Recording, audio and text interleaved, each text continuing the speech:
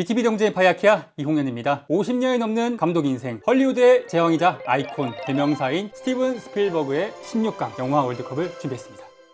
사실은 이제 이런 것을 할 때마다 이렇게 번잡하게 요란하게 왜 월드컵 같은 것을 할까 그러게 이렇게 말이에요. 좋아하시는 분들도 많겠지만 그쵸. 그런 분도 없지 않을 거예요. 다양한 화제를 불러 모으기 위한 약간 좀 떠들썩한 어떤 형식을 취하는 것은 엔터테이닝. 사실은 그냥 이게 형식일 뿐이고요. 이런 형식을 통해서 스필버그의 뛰어난 16편의 영화를 빠른 시간 안에 압축해서 여러분들께 설명해드리고 권해드리고 또 보시다가 저 영화 내가 못 봤네, 보고 싶네 라고 하신다면 그 영화를 챙겨보실 수 있으면 사실은 좋지 않을까, 이런 쪽의 기획인 겁니다. 그렇습니다. 스티븐 스필버그는 뭐 할리우드의 대명사죠. 만약에 할리우드라는 이름을 어떤 사람의 이름으로 바꿔야 된다라고 하면 스필버그가 아닐까 싶을 정도로 지난 50년간 수십 편의 영화들, 그 영화들이 하나같이 다 쟁쟁한 영화들이잖아요. 네이버에 스티븐 스필버그 검색을 하니까 관련 영화가 120개더라고요. 물론 기획도 하고 제작도 하고. 제작한 영화는 뭐 100편이 아마 넘을 거고요. 네. 그 실제로 장편 영화도 또 이분이 너무 부지런하시기까지 하잖아요. 워커홀릭이라고 말할 수 있을 정도고, 또 재능도 탁월하기도 하고 야심도 엄청나고, 네.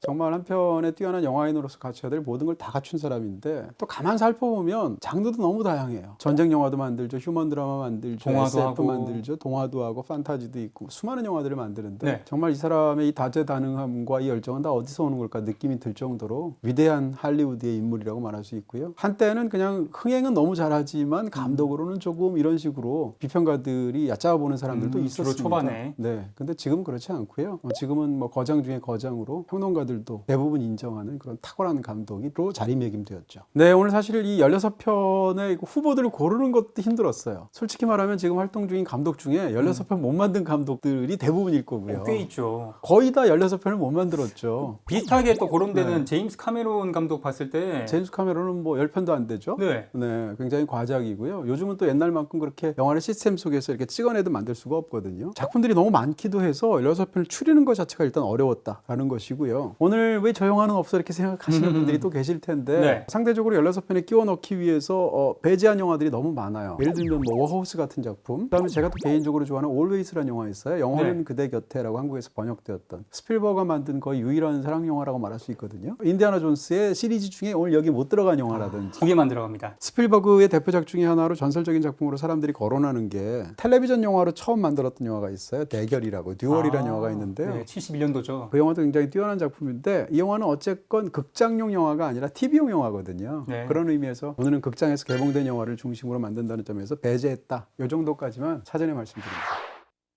네, 16강 첫 번째 대결 가겠습니다. 스필버그에게 아카데미 작품상을 안겨준 쉰들러 리스트와 이 당시 CG가 거의 없었는데도 불구하고 SF형을 만들었습니다. 미즈와의 조. 쉰들러 리스트는 조금 전에 말씀해 주신 것처럼 사실은 이제 이 당시의 기준으로 말하면 스필버그가 아카데미 컴플렉스가 있었어요. 근데 그것을 깨게 해주면서 아카데미 7개 부문을 차지하게 하고 작품상뿐만 아니라 감독상까지 받게 했던 작품이고요. 클로스 인카운터는 1977년도쯤에 나온 또 스필버그의 대표작으로 거론되는 작품이죠. 일단 뭐 올라갈 작품은 뒤에서 제가 설명을 드릴 수 있을 테니까 떨어져서 이제 설명 기회가 없는 작품들 위주로 오늘 그렇게 진행을 해볼까 하고요. 저의 설명해야 될 작품은 쉰들러 리스트입니다. 야, 네. 작품상 받은 영화를 네. 투판. 뭐 저는 아카데미 회원이 아니니까. 네. 쉰들러 리스트는 굉장히 훌륭한 작품이죠. 유명한 작품이라고 말해야 될 것 같고, 그러니까 홀로코스트라는 어떻게 생각하면 인류 역사상 최악의 비극 중에 하나인 그런 그 사건을 다룬 영화 중에서 가장 유명한 영화가 아직도 쉰들러 리스트인 것 같아요. 그리고 더군다나 잘 아시는 것처럼 스필버그가 유태인이지 않습니까? 그렇죠. 본인 입장에서는 이게 그냥 역사 속의 이야기가 아니거든요. 본인도 그 일원 중에 하나라고 볼 수 있거든요. 그런 면에서 이 영화 속에 들어간 굉장히 절절한 부분이 있고요. 또 한 가지는 영화에서 보면 홀로코스트를 책임져야 할 단 하나의 만약에 범인이 있다면 히틀러잖아요. 총수죠. 영화 속에서 히틀러가 전혀 묘사가 안 됩니다. 그 다음에 왜 이런 홀로코스트를 기획을 하고 그것을 저지르고 학살이 어떤 식으로 의도되고 했던 것인지 영화에서 나오지 않고요. 피해자인 그런 유태인들, 죄 없이 죽어갔던 그 사람들 위주로 영화가 짜여져 있거든요. 영화에서 보시면 이제 보고 나면 사실은 저는 이 영화 보면서 펑펑 울었던, 그래서 제가 그때 눈물 흘린 영화 중에 한 편으로 설명을 드렸는데 10편 중에 한 편으로. 인간이 결국은 생존을 위해서 어디까지 존엄해질 수 있는가 혹은 무력해질 수 있는가를 보여주는 그런 굉장히 안타까운 영화인데요. 예를 들어서 그 학살에 살아남기 위해서 약한 사람 먼저 폐품처럼 죽여버리니까 노인들은 벌거벗은 채 막 조금이라도 힘 있는 것처럼 보이려고 뛰어다닌다든지, 여자들은 오핀으로 손을 찔러서 핏기가 있어야 되니까 얼굴에 이렇게 핏기가 있는 것처럼 바른다든지, 이런 장면들 같은 것이 참 정말 보는 사람들의 마음을 정말 아프게 만드는 그런 굉장히 사실적이기도 하면서 힘든 그런 묘사이기도 하고요. 북미 흥행 1등을 차지하게 차지하기도 했던 E.T.고요. 전설의 시작이죠. 레이더스입니다. 둘 다 80년대에 끝내주는 그런 대중영화이기도 하면서 흥행 기록도 엄청났던 작품인데요. E.T.는 저 딱 지금 포스터에 등장하는 저 하늘로 날아오르면서 달을 가로지르는 자전거, 저게 이제 스필버그가 엠블럼 스튜디오라는 자기 스튜디오를 만들 때 저게 로고예요. 예. 그럴 정도로 본인 스스로도 자기 영화 인생을 대표하는 그 당시 기준으로 그런 장면이 들어가 있고요. 제가 설명해야 될 영화는 그렇지만 레이더스인 것 같습니다. E.T.가 그래도 뭐 8강 정도는 가져와. 레이더스는 사실은 우리가 지금 이제 인디아나 존스 시리즈라고 말하는 그런 영화의 시작이었고요. 시작될 때는 제목이 인디아나 존스가 아니었어요. 그냥 잃어버린 성계의 추적자들 해서 레이더스라는 이름으로 국내에서는 개봉을 하게 되었는데, 이게 나중에 이제 인디아나 존스 시리즈가 되면서 인디아나 존스가 이름이 붙게 됐죠. 어쨌건 이 시리즈를 처음 만든 작품이고, 이 영화가 거대하게 성공을 했기 때문에 이후에 시리즈들이 기획이 돼서 만들 수 있는 작품이고요. 저는 솔직히 레이더스를 중학교 때 보고 한 번도 안 봤거든요. 지금까지. 근데 아직도 떠오르는 장면이 10장면이 넘어요. 거한인 이 독일군과 이렇게 주먹 대결을 벌이는 1대1 대결을 벌이는 장면이 있는데, 네. 뒤에 이제 프로펠러가 돌고 있는 비행기가 있거든요. 그 장면이 이제 극장에서 보면 정말 굉장하기도 하고 소름 끼치기도 하다라고 생각했던 장면도 있고요. 그리고 무엇보다도 뭐 자세히 말씀드릴 수는 없지만 영화의 마지막 순간에 이들 모두가 나치들과 그 다음에 인디아나 존스가 함께 찾아 헤맸던 그 성궤가 열리는 장면이 있죠. 근데 그 당시에는 사실은 컴퓨터 그래픽이 제대로 기능하지 못하던 시대인데 극장에서 보면서 너무너무 놀랐던 그런 기억도 있고요. 그리고 지금은 약간 뭐라고 그럴까요? 수많은 영화에서 패러디된 코믹한 장면도 있어요. 상대인 그 아랍의 어떤 전사 같은 사람이 칼을 막 멋지게 이렇게 휘두르는데 그걸 보다가 심드렁하게 총 꺼내서 팡 쏘는 장면이 있잖아요. 네. 근데 그 장면도 이 영화에 담겨 있는데 사실 그 장면은 뒷얘기가 있어요. 어떤 그 당시에 사실은 원래는 이제 인디아나 존스의 무기가 채찍이잖아요. 그쵸. 그래서 인디아나 존스는 채찍으로, 상대는 칼로 싸우는 장면으로 원래는 액션 장면을 찍도록 되어 있었는데 이 장면을 찍을 당시에 이질에 걸렸단 말이에요. 해리슨 포드가. 그래서 일어나기도 힘든 상황이 몸 상태가 됐는데 액션씬을 찍어야 돼요. 못 찍잖아요. 그래서 즉석에서 콘티를 바꾼 거예요. 그렇게 해서 가만 보다가 심드렁하게 총으로 쏜다라는 걸 했는데, 오히려 채찍 대결하는 것보다 이 장면이 너무너무 재밌게 됐고, 그쵸. 심지어는 이 장면은 패러디돼서 2편인 인디아나 존스에 나오기도 했던 시대의 굉장히 코믹한 액션 장면이 됐습니다. 네, 인디아나 존스에 대한 자세한 얘기는 또 이따가 또 하나 더 나올 예정이죠. 프리크라임, 예방범죄를 소재로 한 마이너리티 리포트. 정말 눈호강했습니다. 레디 플레이어 원. 둘 다 굉장히 모던하고도 신나고 아주 현대적인 그런 SF죠. 그렇게 네. 말할 수 있을 것 같고요. 그 영화 굉장히 평평한데요. 지금까지 한 것 중에 제일 평평한 것 같아요. 일단 제가 선택하고 싶은 영화는 마이너리티 리포트고요. 레디 플레이어 원도 너무 참 아까운데, 레디 플레이어 원을 당시에 보면서 너무 놀랐던 이유는 이 영화 만들었을 때 스필버그가 70살이 넘었거든요. 70살이 넘은 감독이 당대에 나오는 영화 중에서 가장 모던하고 가장 세련되고 시각적으로 충만한 영화를 만든단 말이에요. 최첨단에. 젊은 영화 에너지 혹은 세상을 보는 흥미로운 시각은 어디서 나오는 걸까 싶기도 해서 일단 놀라웠고요. 그리고 일단 초반에 나오는 그 자동차 추격전 장면은 정말 굉장하다는 생각이 들죠. 야, 킹콩이 도시를 잠식해 나가는데. 네. 혼이 빠지는 것 같은 그런 느낌이 들 정도로 너무 멋지게 찍은 장면이고요. 사실은 이 영화가 일종의 가상현실 속으로 들어가서 가상현실의 세계를 마음껏 관객들에게 시각적으로 보여주는 것처럼 보이지만, 영화의 메시지라고 그럴까? 어떤 중심적인 이야기는 현실로 돌아오는 얘기거든요. 현실에 제대로 적응하지 못해서 할리데이라는 사람이 만들어낸 오아시스라는 가상 게임 속으로 현실을 싫어해서 그 속에 몰입하게 들어간 소년인 웨이드가 그 안에서 온갖 모험을 겪지만 결국 거기서 현실의 가치를 깨닫고 돌아온다라는 설정이에요. 그러니까 영화 속에는 사실은 향수 가득한 감각도 있고, 그것을 또 정반대로 풀어내는 현대적인 어떤 시각적인 묘사력도 있고 해서 정말 흥겹게 볼 수 있는 재밌는 영화였습니다. 72년 미넨 올림픽 참사, 그리고 보복 암살 작전을 배경으로 한 민회, 그리고 2편이죠. 인디아나 존스 마공의 사원입니다. 네, 원래 인디아나 존스가 국내에서 개봉했을 때는 그 당시엔 그냥 이 제목이 인디아나 존스였어요. 그런데 이제 시리즈가 계속되면서 구별을 해야 되니까 사후적으로 이제 마공의 사원이라고 붙은 거고요. 템플 오브 더 둠을 번역한 제목으로 붙인 거죠. 일단 제가 설명해야 될 영화는 미넨인 것 같습니다.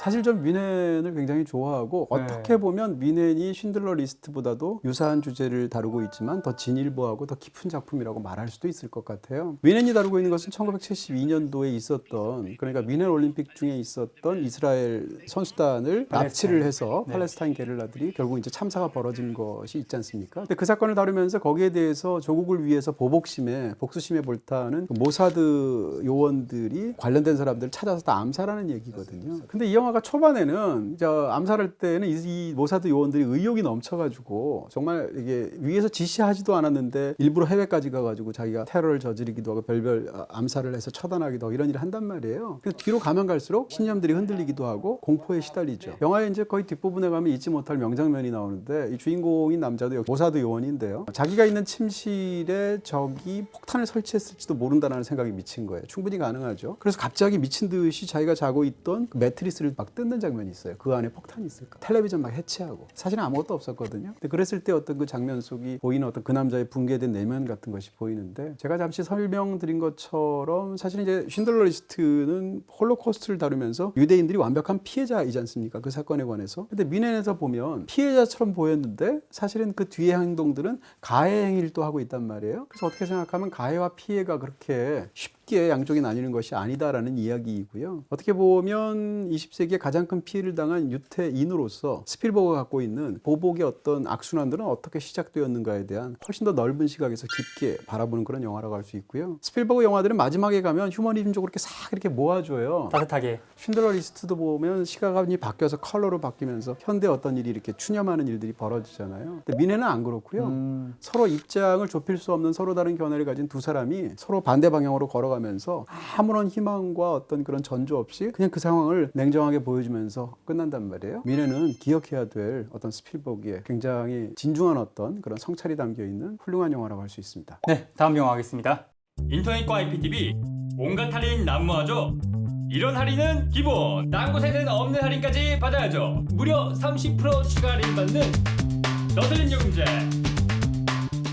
톰 크루즈, 다코타 패닝 주연의 우주전쟁이고요. 무려 27살 때 만든 영화더라고요. 좋습니다. 네, 조스는 오늘날의 스티븐 스필버그를 잊게 한 작품이라고 말할 수 있어요. 지금 말씀해 주신 것처럼 20대 중반쯤에 굉장히 재능도 뛰어나고 사실은 자기 앞에 인생 절호의 기회가 온 거예요. 근데 그 기회를 놓치지 않고 대형 홈런을 날린 그런 케이스라고 말할 수 있을 것 같고요. 조스는 이 작품 자체로도 이제 오락용어로서 완성도가 높지만 영화사에서 이게 너무 중요한 작품이고요. 왜냐하면 오늘날 우리가 이제 갖고 있는 블록버스터 시대라고 하는 것이 언제 시작됐나라고 했을 때 보통 75년에서 77년 사이에 시작됐다고 해요. 그렇게 말하는 이유가 75년도에는 조스가 나왔고요. 1977년도에는 스타워즈 1편. 그러니까 나중에는 이제 에피소드 4라고 붙었던 새로운 희망이 나왔거든요. 그렇게 이유가 붙는 이유는 이 두 편의 영화가 거대한 흥행을 하기도 해서이기도 하지만 조스의 경우를 얘기한다면 요즘 영화 어떻게 하나요? 영화를 개봉하게 되면 개봉 직전에 막강한 어떤 광고비를 투여를 해서 광고를 하지 않습니까? 그리고 개봉을 할 때 최대한 극장을 넓게 잡잖아요. 그 단기간에 최대한 수익을 빨리 빨아들이잖아요. 이런 방식을 최초로 구사한 영화가 조스예요. 70년대에 할리우드가 팽창하는 그런 과정에서 결정적인 어떤 그런 시금석이 되었던 그런 작품이라고 말할 수 있습니다. 또 한 가지는 영화를 보다 보면 이 영화는 그야말로 스필버그가 잘할 수 있는 처음부터 끝까지 서스펜스예요. 원래 이게 원작도 있거든요. 근데 원작에는 원래 삼각관계의 사랑 얘기도 있어요. 로맨스가. 근데 그런 걸 다 배제했고요. 처음부터 끝까지 식인상어랑 대결을 벌이는 세 남자의 이야기로 그냥 끝낸 거예요. 스토리가 참 간단하죠. 간단하죠. 그래서 어떻게 보면 듀얼이라는 초반에 만들었던 그 영화가 있는데, 듀얼은 처음부터 끝까지 정체를 알 수가 없는 의인화되지 않은 거대한 트럭에 쫓기는 한 남자 얘기거든요. 그게 다죠. 네, 근데 그 트럭을 식인상으로 바꾼 거예요. 그렇게 해서 어떻게 보면 본인이 갖고 있는 영화적인 감각만으로 승부한 영화인데 그게 너무 잘 통했고요. 거대하게 성공을 했고 당시의 모든 흥행의 역사를 바꿨고 블록버스터의 시대를 열었다. 이렇게 얘기할 수가 있겠죠. 자, 그렇지만 제 선택은 우주 전쟁입니다. 냉전 시대 스파이 막교환을 배경으로 한 스파이 브릿지와 할리 조의 오스먼트 주연의 AI입니다. 네, 제가 설명드려야 할 영화는 스파이 브릿지입니다. 네, 비교적 최근 영화들 중에서도 대표작으로 말할 수 있는 그런 작품 중에 하나죠. 스필버그의. 이 스파이 브릿지는 말씀해 주신 것처럼 50년대, 60년대 가장 그 미소 간의 대결이 치열했던 그런 어떤 냉전 시대의 실제 사건을 영화로 다룬 건데요. 이 영화가 제일 훌륭한 것은 스필버그가 얼마나 캐릭터를 잘 만드는지를 보여주죠. 스필버그가 좋아하고 존경하는 캐릭터가 어떤 사람들인지를 사실은 보여줍니다.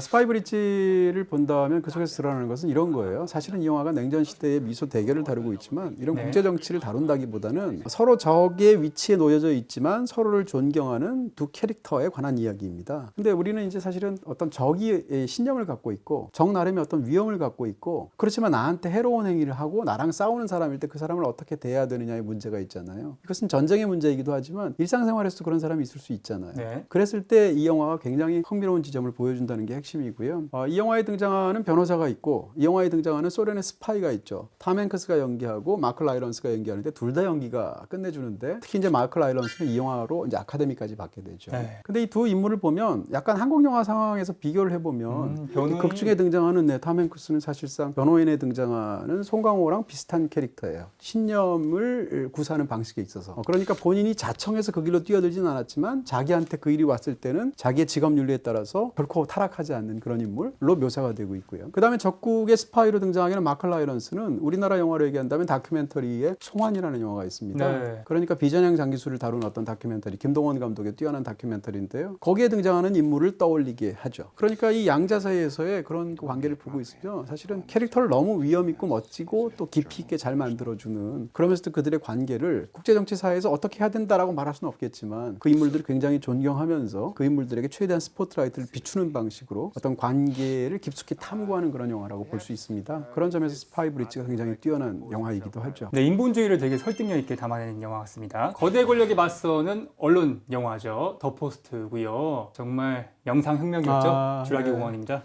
이것도 참 사실은 굉장히 어렵네요. 아까도 한번 굉장히 어려운 순간이 있었는데 제 선택은 더 포스트입니다. 주라기 공원은 스필버그의 가장 유명한 영화 중에 하나죠. 그러니까요. 네, 그리고 아까 조스를 말씀드린 것처럼 어떻게 보면 시각적인 혁신에 있어서 주라기 공원의 영화 역사에 굉장히 중요한 위치가 있고요. 일단 1993년도에 주라기 공원이 처음 나왔을 때 전 세계 모든 사람이 저도 포함해서 너무 놀란 거죠. 그 브라키오사우루스가 첫 등장할 때 영화에서 이제 실제로 그 인물들이 극 중에서 느꼈던 감정을 관객이 그대로 느낄 수 있어요. 제가 얼마나 그걸 생생하게 느꼈는지 이걸 서울에 그 당시에 있었던 중앙극장에서 봤다는 걸 기억해요. 그 정도로 놀랐거든요. 근데 이 주라기 공원이 사실은 이 영화의 어떤 뭐 어떻게 보면 약간 시각적인 측면에서는 영상혁명이라고까지 말할 수 있는 극사실주의적인 묘사죠. 네. 정말로 눈앞에서 공룡을 보는 것 같은. 근데 이 시리즈가 뒤에 5편이 더 나왔잖아요. 속편이. 근데 5편이 더 나왔는데 5편 다 일종의 제가 보기에는 실패자에 가깝단 말이에요. 왜 그랬을까를 생각해 보게 되는데 네. 주라기 공원의 핵심은 정말로 우리가 상상만 하고 이랬던 그 공룡이 눈앞에서 살아 움직이는 것을 실감이란 말이에요. 근데 그 체험을 우리가 6번을 반복 체험하는 거거든요. 그러니까 첫 번째 영화랑 나머지 5편의 어떤 그 신선한 충격이라는 측면에서 비교할 수가 없기도 하고요. 역시가 바뀌죠. 그리고 또 이제 1편과 2편만 또 스필버그가 만들었으니까 또 실력 차이가 나기도 하고 여러 가지 의미가 있는데 어찌됐건 당대에 그 주라기 공원이 등장했을 때 와, 이제는 앞으로 중요한 것은 얼마나 시각적으로 기술적으로 뛰어나게 묘사하느냐가 아니라 상상을 하느냐구나. 상상하면 어쨌건 그것을 디지털로 구사할 수 있는 그런 시대가 되었다는 것을 어떻게 보면 선언하는 것 같은 그런 굉장히 중요한 작품이 주라기 공원이다 이렇게 말씀드릴 수가 있죠. 다니엘 데이루이스에게 나무주연상을 안겨주게 됐던 링컨이고요. 뭐 전쟁 영화는 이 영화 전으로 나뉘죠. 라이언 일병구하기. 다 보시면 지금 다들 보시면서 감탄하시지 않을까 싶은데 네. 어떻게 한 사람이 이렇게 다 훌륭한 영화를 16편이나? 사실 16편은 넘잖아요. 저는 이 영화 중에 중간 정도는 딴 사람이 만든 건 줄 알았어요. 근데 알고 보니까 다 스필버그가 한 그럴 수 거라서. 있어요. 네. 기획만 하는 것도 아니고 다 감독까지 한 거니까. 저의 선택은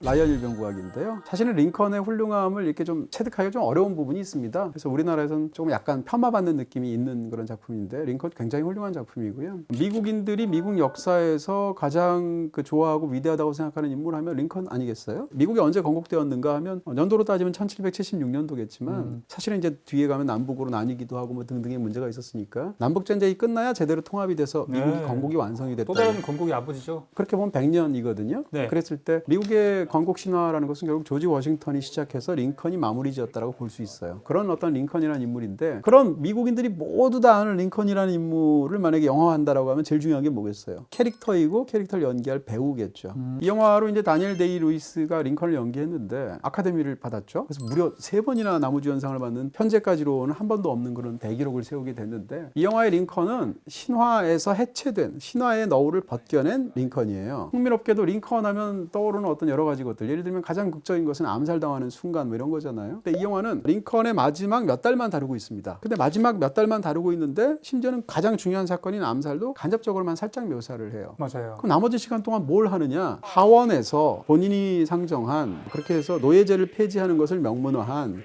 미국의 수정헌법 제13조를 통과시키기 위해서 협상하는 내용이 영화에 거의 다예요. 그 얘기를 2시간 동안 하더라고요. 그러니까 영화가 한 150분, 네. 2시간이 훨씬 넘죠. 그런 상황에서 사실은 그런 밀고 당기는 어떻게 보면 지독한 정치 영화란 말이에요. 그래서 사실 우리가 조금 재미를 덜 느낄 수도 있는데 영화를 다 보고 나면 우리가 느낄 수 있는 것은 저도 그렇게 믿고 있는데 정치라는 것은 결국 최선을 만들려는 노력이 아니라 차선을 만들려는 노력처럼 보이고 경우에 따라서는 최악을 피하기 위해서 차악을 선택하는 것이 정치가 아닌가? 제가 그런 생각을 갖고 있기도 하지만 이 영화도 그런 생각을 갖고 있어요. 그리고 링컨은 그렇게 생각했던 사람인 것처럼 영화에서 그 인물을 해석하고 있습니다. 이 영화 속에서 링컨이 이렇게 마냥 훌륭한 사람만은 아니에요. 인간적인 면모가 보이더라고요.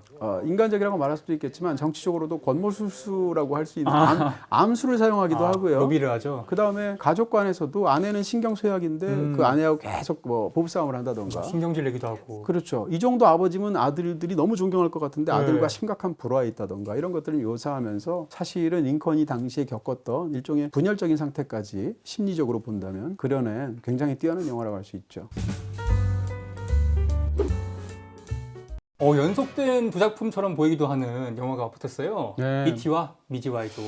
8강 첫 대결인데요. 8강에 해당하는 영화들은 상당 부분을 걸작이라고 말할 수 있지 않을까? 일단 두 편은 다 걸작이라고 저는 생각하고요. 둘 다 SF 영화인데 둘 다 결은 비슷할 수도 있습니다. 이 선택은 E.T.를 제가 고르겠습니다. 어쩔 수 없이 아깝게 떨어진 클로스 인카운터, 미지와의 조우를 좀 설명을 드린다면요. 네. 이 영화의 제목이 한국에서는 이제 그 당시에는 클로스 인카운터로 개봉했어요. 지금은 미지와의 조우라는 번역된 이름으로 얘기해요. 근데 이 영화의 원제가 Close Encounters of the Third Kind거든요. 왜 그러네요. Third Kind가 붙었는가라는 건데 인류가 지구에 있으면서 어떤 외계 문명과 만나는 방법이 세 종류가 있다는 거예요. 첫 번째 First Kind는 뭔가 하면 우주선을 목격하는 거예요. 두 번째는 외계인을 목격하는 거예요. 세 번째는 뭔가 하면 그 외계인과 어떤 식으로든 교류하는 거예요. 세 번째 가장 심화된 정도라고 말할 수 있는 Third Kind로서의 근접 조후가 영화의 제목이거든요. 그럼 저 제목에서 가장 중요한 건 뭐겠습니까? 외계인과의 교류하는 모습일 거란 말이에요. 네. 만약에 외계인이 진짜로 지구에 나타났다고 한번 생각해 보세요. 그들과 우리가 교류할 때 어떤 일이 벌어지는가 한번 생각해 보세요. 그 중에 가장 놀라운 어떤 순간 같은 것으로 상상된 게 바로 이 미지와의 조우라는 것이고요. 영화의 후반부에 와서 드디어 이제 외계인들이 사람들이 기다리고 있는 산 위로 이렇게 모습을 나타낼 때 정말 전율 같은 게 있고요. 그리고 나서 소통을 하는데 아니 외계인들이 영어를 할 리가 없잖아요. 네. 할리우드 영화에서는 영어를 하지만 근데 이 영화도 할리우드 영화임에도 불구하고 그러면 외계인과 어떻게 소통할 것인가 가장 아름다운 생각을 관철시켰죠. 그것은 음악으로 소통하는 거. 존 윌리엄스가 이제 오음계의 음악들을 만들어서 음악으로 표현하는데 음악은 소리잖아요. 근데 이 영화 속에서 음악으로 소통할 때 그 음을 누를 때마다 빛으로 또 묘사가 되거든요. 시청각적으로 그것이 그 양쪽이 교류하는 어떤 그런 모습들을 보고 있는 건 진짜 황홀한 경험이고요. 정말 외계인들 만났을 때 저렇게 만나는 것은 일종의 가장 이상적인 어떤 그런 만남처럼 보이기도 하거든요. 영화 속에서 이 외계인과의 어떤 근접 조우의 순간을 너무나 과학적으로도 흥미롭고 또 한 가지는 거의 이 장면이 거의 종교적인 열광처럼 보일 정도로 굉장히 깊게 영화 속에서 체험이 되어 있죠. 네. 그런 측면에서 클로스 인카운터 못 보신 분들이라면 꼭 권해드리고 싶은 훌륭한 영화다 이렇게 말씀드릴 수 있습니다. 마이너리티 리포트와 인디아나 존스 네. 마궁의 사원. 둘 다 뭐 끝내주게 재밌는 영화죠. 지금 제 선택은 인디아나 존스를 고르겠습니다.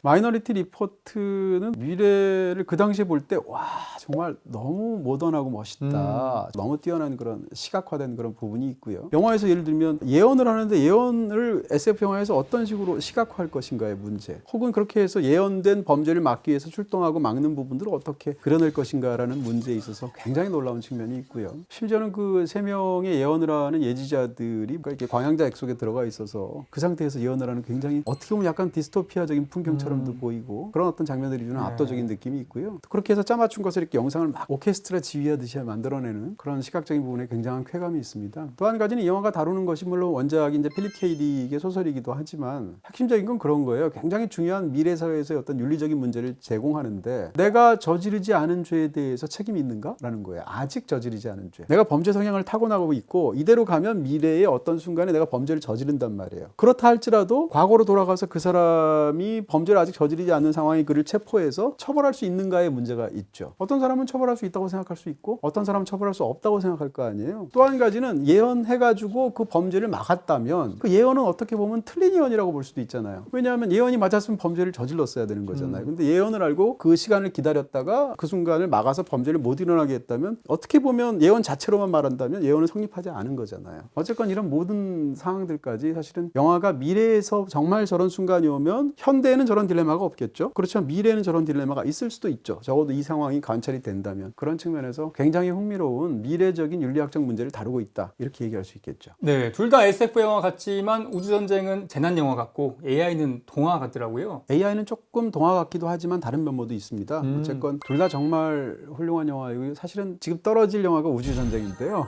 근데 우주전쟁도 지금 다른 쪽에 갔으면 이겼을 것 같아요. 네. 약간 대진운이 안 좋다 이렇게 말씀드릴 수 있을 정도로 우주전쟁은 탁월한 그런 영화입니다. 우주전쟁을 말씀을 드린다면 이 영화가 사실은 한국에서 그렇게 높은 평가를 못 받아요. 외국에서도 스필버그의 최고작 이렇게 얘기 잘 안 하거든요. 그 이유 중에 하나가 우주전쟁이라는 영화에서 관객들이 뭘 기대하느냐와 완전히 다른 얘기를 하고 있는 거예요. 네, 외계인들하고 막 치고받고 그렇죠. 싸워야 되는데. 그런데 영화에서 외국인과 치고받고 싸우지 않고 일방적으로 당합니다. 네, 일방적으로 당하는 데다가 이런 식으로 우주전쟁을 벌이게 될 때 주인공인 사람이 있다면 그 사람은 직업이 뭐겠어요? 보통 과학자 아니면 군인 뭐 이래야 된단 말이에요. 아니면 하다못해 슈퍼히어로 이래야 되는데 이 영화 속에서의 남자는 경제적으로도 상당히 어려운 처지에 놓여 있고 계급적으로도 지금 이혼을 한 상황인데 아내는 중산층 이상의 삶을 누리고 있는데 전처는 자기는 지금 굉장히 노동자라서 힘들게 살아가고 있단 말이에요. 무기력하죠. 그런 상황에서 자기한테 온 두 아들과 딸을 갑자기 이런 어마어마한 일이 터지게 되니까 보스턴에 있는 자기의 이전 처가로 두 아이를 데려다주는 그런 일종의 로드무비 형식을 갖고 있는데 핵심은 뭔가 하면 이 남자가 제대로 데려다 줄 정도의 그런 힘을 갖고 있지 않다라는 게 핵심이에요. 아이들을 지켜야 되는데 자기는 아버지이기 때문에 할 수 있는 게 없어요. 근데 막 강에 막 시체들이 떠다니거든요. 그랬을 때 아이들이 보면 너무 끔찍한데 이 어린 아이로부터 해줄 수 있는 아빠가 유일한 것은 눈을 그냥 가려주는 거예요. 더군다나 그 아이는 이미 그걸 봤거든요. 그리고 나서 외계인이 촉수를 이렇게 보내서 인간들을 살해하려고 할 때 아버지가 해줄 수 있는 일은 침묵하는 것밖에 없어요. 숨소리를 참는 거, 가만히 있는 거. 이 영화 속에 등장하는 탐 크루즈가 유일하게 하는 액션은 그냥 외계인들이 촉수로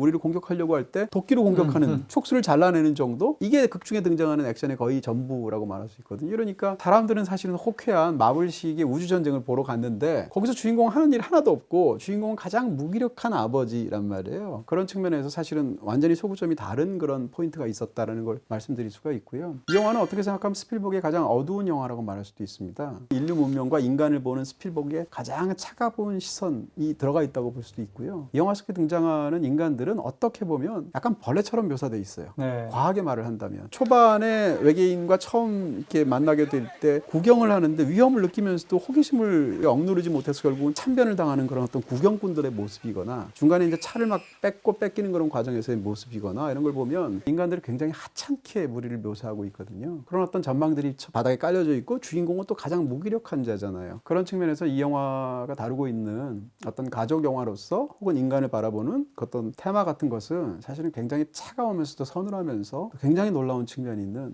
그런 걸작이라고 말할 수 있습니다. 자, 8강 마지막 대진인가요? 더 포스트와 라이언 이병관. 네, 사실 더 퍼스트는 비교적 최근에 만든 스필버그 영화 중에 참 훌륭한 영화 중에 네. 한 편으로 꼽을 수 있고 17년도죠. 네, 라이언 일병구하기는 만들어진 지가 벌써 20년 훌쩍 넘었는데 아직도 생생하게 남아있는 그런 제 선택은 라이언 일병구하기입니다. 더 퍼스트는 진짜 할리우드의 드림팀은 이런 거구나 이런 느낌이에요. 할리우드 지금 현재 단계에서 가장 유명한 감독이 누구예요? 모든 감독 통틀어서 스필버그죠. 네. 미국의 할리우드를 대표하는 배우를 한 명을 꼽는다고 생각해 보세요. 스타 시스템으로 한 명을 꼽는다면 브래드 피트일 수도 있고 톰 크루즈일 수도 있어요. 그렇지만 미국의 남자 배우들 중에서 가장 할리우드를 어떤 이상화할 수 있는 한 명의 배우를 꼽아라면 제가 볼 땐 톰 행크스예요. 반대로 할리우드에서 활동하는 모든 여자 배우들 중에 가장 이상화할 수 있는 한 명을 꼽아라면 메릴 스트립이에요. 그러니까 어떻게 생각하면 각 분야 영화에서 가장 중요한 대 분야에서의 최고들이 만들어서 만든 꿈 같은 영화가 더 포스트이고요. 드림팀. 그렇게 해서 나왔던 더 포스트는 뭐라고 할까요? 이제 할리우드 고전기의 프랭크 카프라라는 유명한 감독이 있는데 프랭크 카프라가 생각하는 정의롭고 이상적인 사회의 훌륭한 캐릭터의 모범 같은 그런 캐릭터가 나오는데 더군다나 실화이지 않습니까?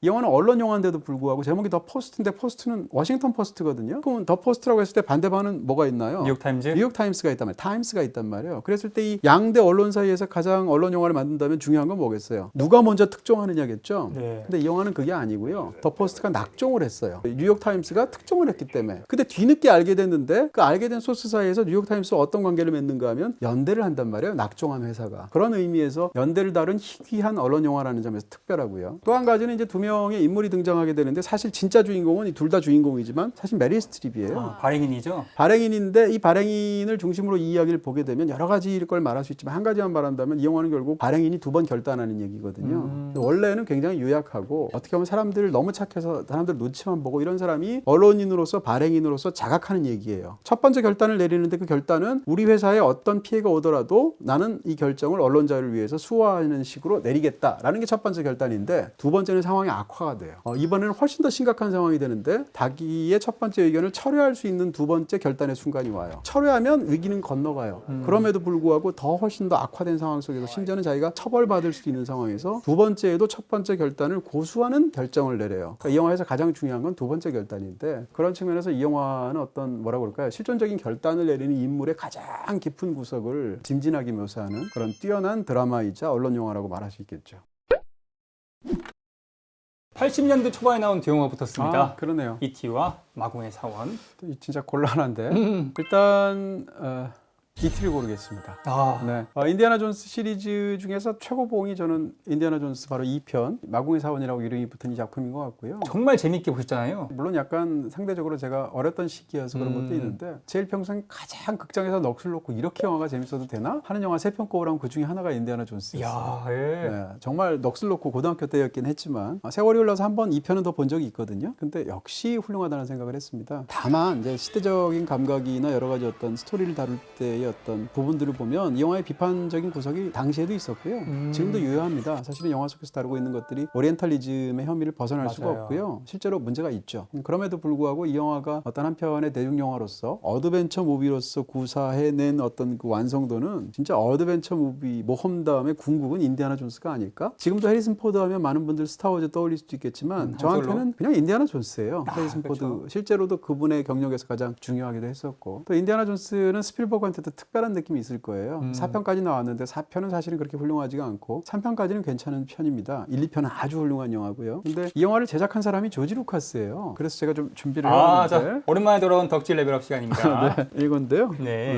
그러니까 아마도 이제 레이더스 시절인 것 같죠? 인디아나 존스 1편을 찍을 때인 것 같은데요. 보시게 되면 왼쪽에 있는 게 바로 이 영화의 제작자인 조지 루카스. 네, 조지 루카스. 오른쪽에 있는 것이 스티븐 스필버그. 두 사람이 이제 촬영장에서 같이 사진을 찍고 또 두 사람 각각의 사인을 받아서 또 제 귀한 수집품 중에 하나이기도 한데요. 이 사진을 굉장히 좋아하는데 그 이유는 할리우드의 가장 화양연화 같은 사진으로 저한테 느껴져. 이 두 사람이 같이 있고 제작자 감독으로 만났고 영화도 모든 사람이 좋아하게 돼서 그런 측면에서 흥미로운 광경으로 보여드립니다. 네. 영화계 최고의 억만장자 두 분이기도 하죠. 실장님이 알려주셨는데 스필버그가 이 영화를 통해서 배우자를 만났더라고요.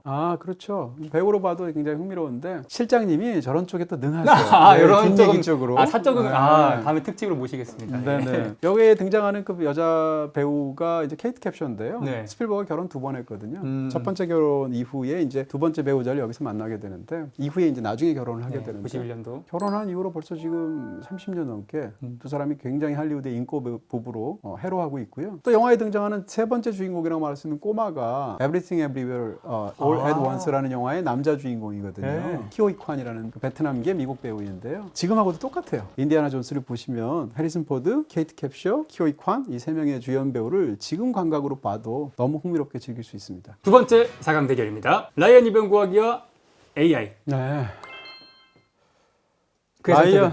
네. 저는 AI를 고르겠습니다. 라이언 일병 구하기는 역사상 가장 뛰어난 전쟁 영화 중에 한 편이고 무엇보다도 도입부에 등장하게 되는 그 로마 해변에서의 노르망디 상륙 작전 그 전투를 보면 이 장면을 능가하는 전투 장면이 있었을까? 혹은 앞으로 있을 수 있을까라는 생각이 날 정도로 정말로 탁월하다는 생각이 들고요. 라이언 일병 구하기 자체는 제가 한 번 봤는데요. 이 장면은 하이아케에 사람들이 이렇게 놀러 오잖아요. 스크린이 큰 게 있고 뭐 시스템이 사운드도 좋잖아요. 그 사람들이 영화 틀어달라고 해요. 그러면 제가 이거 한 10번 틀어줬습니다.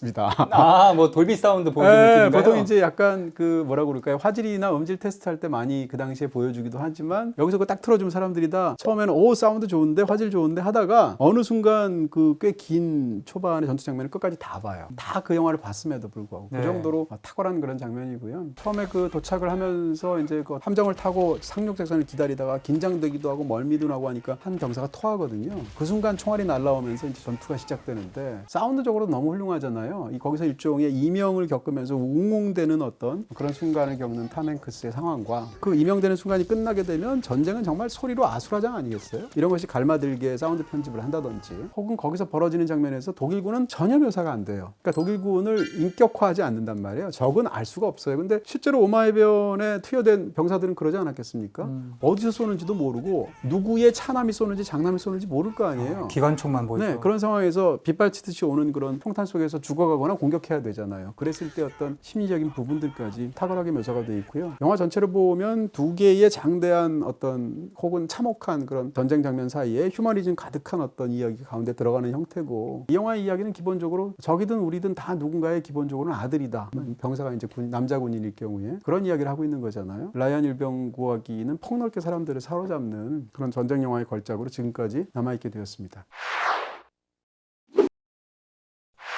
자, 결승 가겠습니다. 평론가님 예전에 설명하신 거를 본 적이 있는데 네. 스필버그의 두 시대를 대표하는 작품이라고 할 수 있다고요? 일단 그런 생각을 전혀 안 했는데 둘 다 약자이네요. E.T., AI 예. 이러네요. 결승전에 지금 보고 그냥 저보고 스필버그 영화 두 편만 꼽아달라고 그러면 그냥 E.T.하고 AI 꼽을 것 같아요. 그러니까 올라올 영화들이 올라온 것 같고요. E.T.는 사실은 그 당시에 우리가 피터팬 컴플렉스가 있는 인물이 아닌가라고, 누군가는 찬사를 퍼붓기도 하고 누군가는 공격을 조롱을 하기도 하기도 했던, 그랬던 스필버그의 특징을 가장 잘 보여줬던 비교적 초기의 대표작인데요. 당시에 모든 흥행을 다 갈아치우기도 했었고, 근데 E.T.를 지금 다시 보면 어떤 생각이 드냐면, 일단 영화적으로 얘기한다면 영화 역사상 시점 쇼트를 가장 잘 구사한 대중영화 중에 한 편입니다. 어린아이 시점에서 어린아이 시점을 채택하기 위해서 카메라의 높이를 낮춘다거나 뭐 혹은 안각으로 찍는다거나 주변을 뭐 등등의 이렇게 찍은 영화들은 굉장히 많아요. 근데 E.T.만큼 그것을 훌륭하게 구사하거나 영화랑 완전히 접합되어 있는 장면은 드물다라고 일단 얘기할 수 있고요. E.T.에서 보면 후반부를 보시다 보면 소년인 엘리엇이 있고, 그다음 외계에서 온 E.T.가 있지 않습니까? 둘은 나이 차이는 나지만 키는 비슷하잖아요. 이 양자의 시점을 통해서 묘사를 하고 있는데, 아이들의 시점이 너무 중요하게 영화를 찍다 보니까 어떤 일이 벌어지냐면, 후반부에는 얼굴이 나오는 어른들이 엄마 정도밖에 없어요. 다 얼굴이 안 나와요. 왜냐하면 아이를 위주로 보다 보니까 얼굴이 바깥에, 앵글 바깥으로 날아가게 되잖아요. 아이를 포커싱을 하고 있기 때문이에요. 네. 그렇게 얘기할 수도 있고, 후반부의 중요한 사건 중에 하나는 E.T.를 잡게 된 지구의 과학자들이 E.T.를 상대로 해서 다양한 실험을 한단 말이에요. 그럼 이게 일반적인 영화라면 무슨 실험을 하는지 보여줘야 될 거 아니에요. 네. 근데 그런 게 없고요. 과학자가 뭘 하는지를 몰라요. 왜냐하면 소년 엘리엇의 입장에서 E.T.가 잡혀있는 상황을 보면, E.T., 내 친구 E.T.를 빨리 구해줘야겠다고 생각하지, 이 어른들이 무슨 실험을 하고 있는지는 하나도 안 중요할 거 아니에요. 영화에서는 그게 묘사가 안 된단 말입니다. 관객들이 궁금해도. 그럴 정도로 철저하게 아이의 시선으로 이 모든 일들을 보도록 되어 있다라는 면에서 시각적으로나 그 주제를 관찰하는 방식으로나 굉장히 놀라운 측면이 있다는 것이고요. 이야기로 봐도 사실은 아이의 눈으로 동심을 그렸다, 동화적이다 이런 말을 하긴 쉽지만, 극중의 상황을 보면 어른들은 이 모든 벌어지는 아이와 아이들과 E.T. 사이에서 벌어지는 일들을 하나도 몰라요. 모르거나 알려고 하지도 않아요. 그런 상황에서 이 외계에서 온 미지의 존재 E.T.와 교감할 수 있는 것은 전부 다 애들이란 말이에요. 이 영화는 그야말로 아이의 시선이라는 것을 이야기의 측면에서나 시각화적인 측면에서나 모든 측면에서 제대로 관찰해낸, 그리고 모두를 감정적으로 설득해서 뭉클한 감동까지 알리는 그런 뛰어난 걸작이라고 말할 수 있습니다.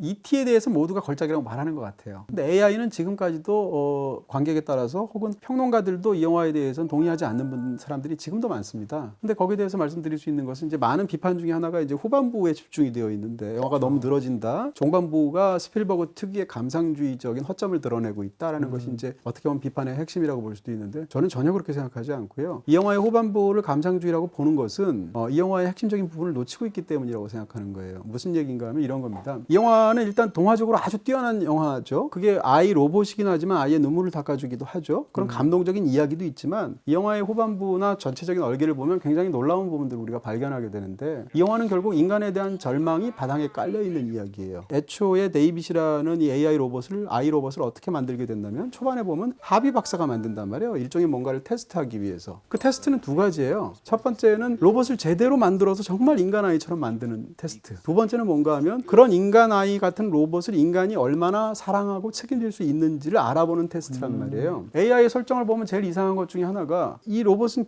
특별한 기능이 없잖아요. 청소 로봇도 아니고 영화에 등장하는 섹스 로봇도 아니란 말이에요. 뒤엔 등장하지만. 그랬을 때 데이빗이 할 수 있는 유일한 건 뭔가 하면, 엄마와 아빠를 너무 필요로 하고 엄마와 아빠를 너무 사랑하는 그 기능 하나로 만들어졌단 말이에요. 감정적인 이유로 만들어졌단 말이에요. 근데 인간의 입장에서 본다면 뭐라고 할까요? 허전함을 달래기 위해선 나를 사랑해줄 누군가가 더 중요하지 않겠어요? 부모 같은 부모라든지 뭐 친구라든지 애인이 더 필요하지 않겠어요? 네. 근데 이 영화는 놀랍게도 아이를 만든단 말이에요. 그럼 아이와 있을 때 그 아이 로봇을 대하는 이 로봇을 구매자 입장은 어떻게 돼요? 부모가 되잖아요. 그럼 부모 입장에서는 나를 너무도 필요로 한 미성숙한 존재를 내가 케어를 해줘야 되잖아요. 다시 말하면 인간은 자기를 필요로 하는 누군가를 끝까지 책임지고 감정적으로 완벽하게 사랑해주면서 보호할 수 있는가를 테스트하기 위한 그런 이 일련의 계획을 갖고 있단 말이죠.